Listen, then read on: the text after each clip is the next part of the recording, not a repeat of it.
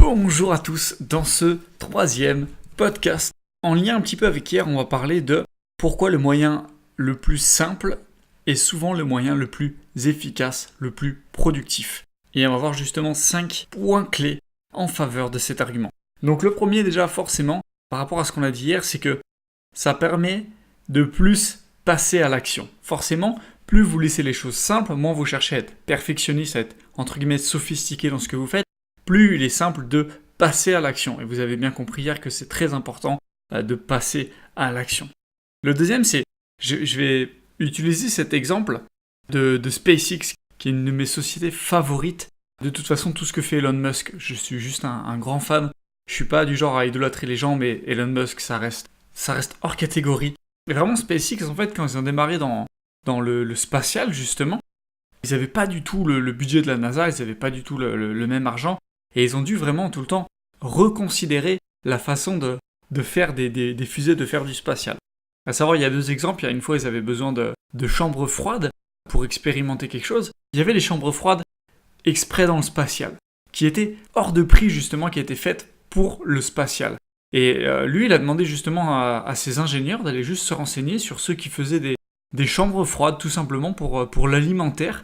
Et il se rendait compte que c'était génial comme matériel et que ça correspondait tout à fait aujourd'hui aux contraintes qu'ils n'avaient pas besoin d'aller chercher quelque chose de spécialisé dans le spatial. Et du coup, ils ont gagné beaucoup d'argent là-dessus et ils ont fait beaucoup d'économies sur plein de choses. Un deuxième exemple pour vraiment que vous compreniez la philosophie de rester simple, à quel point ça peut vous faire gagner en efficacité. La fusée a besoin d'un processeur quand elle est en vol, tout simplement. C'est pour l'éviter de se retourner, d'aller dans tous les sens. Et le problème, c'est qu'en fait, quand on sort de l'atmosphère, quand on monte en fait en altitude très très haut, il faut que ce processeur résiste aux radiations. Il y a un très très faible taux de pourcentage que ce processeur soit impacté par les radiations, mais seulement si ça arrive, la fusée va totalement perdre le contrôle et être détruite en fait. Du coup, la NASA avait dépensé des millions et des millions pour faire un processeur justement résistant aux radiations. Et quand il y a un ingénieur de Tesla qui est venu chez SpaceX, justement, puisque ces deux sociétés appartiennent à Elon Musk, il leur a dit « Ok, mais c'est quoi le taux de probabilité que ce processeur soit impacté par des radiations ?» Et le taux était vraiment, vraiment très faible. Et le mec a regardé justement ça, il a dit « Ok, est-ce que vous connaissez le taux de probabilité que 3 processeurs soient impactés par les radiations ?» Et en fait, on arrivait finalement à une probabilité qui était quasiment nulle. La probabilité 0 n'existe pas, mais on était très, très, très proche de la probabilité 0. Et du coup, ce qu'ils ont fait tout simplement, c'est qu'ils ont pris 3 processeurs à 1000 € qu'ils ont implantés dans la fusée pour avoir le même résultat qu'avait eu la NASA. Donc juste en réfléchissant de manière la plus simple possible, ok, qu'est-ce qu'on peut faire pour que la fusée ne tombe pas et pas qu'est-ce qu'on peut faire pour que le processeur résiste aux radiations. Vous voyez l'idée ? La question était beaucoup plus basique et ils ont économisé des millions d'euros là-dessus. Et SpaceX, c'est vraiment comme ça qu'a été créée cette société et c'est comme ça qu'ils ont pu changer littéralement le game de l'espace avec beaucoup moins de budget. Et du coup, on en arrive un peu au troisième point, donc après le gain d'efficacité, c'est que le game changer, c'est pas quelqu'un qui va être original forcément dans sa façon de faire, c'est quelqu'un qui va être original dans l'usage des bases en fait.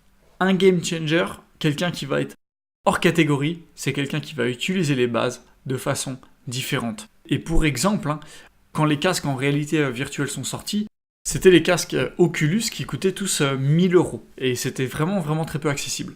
Et il y a un gamin de 15 ans un jour qui a voulu avoir un casque, il a vu que c'était complètement hors d'accès. Et il s'est dit, ok, comment pourrais moi avoir un casque moins cher ? Et du coup, il s'est mis à aller étudier la programmation sur Coursera, il savait pas du tout programmer, il a vraiment été réapprendre totalement la programmation, totalement comment la réalité virtuelle pouvait marcher, etc.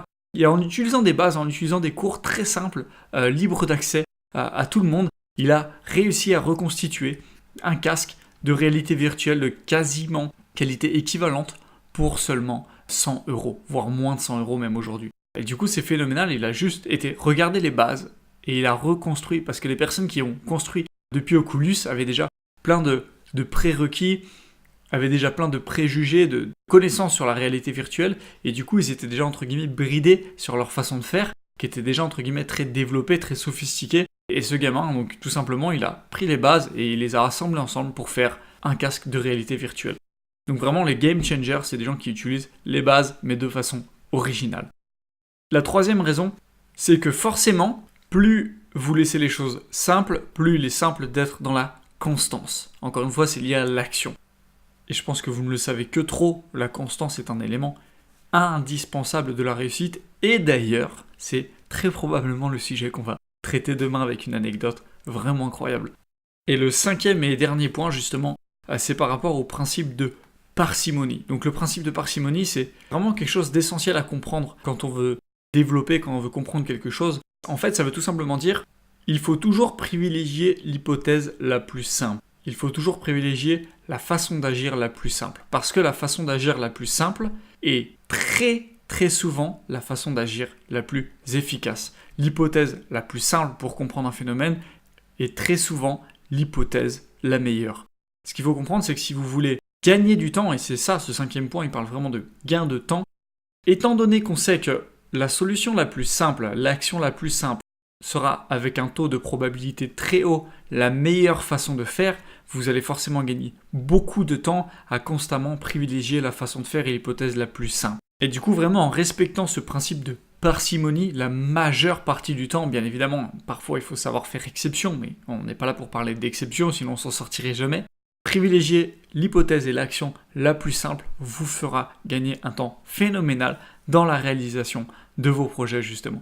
Donc voilà, ces 5 points, j'espère vous auront convaincu sur l'importance de répéter les bases et de répéter les choses simples pour optimiser un maximum votre efficacité et votre productivité et vous permettre d'être un peu plus chaque jour l'influenceur de votre propre vie. Ciao à tous.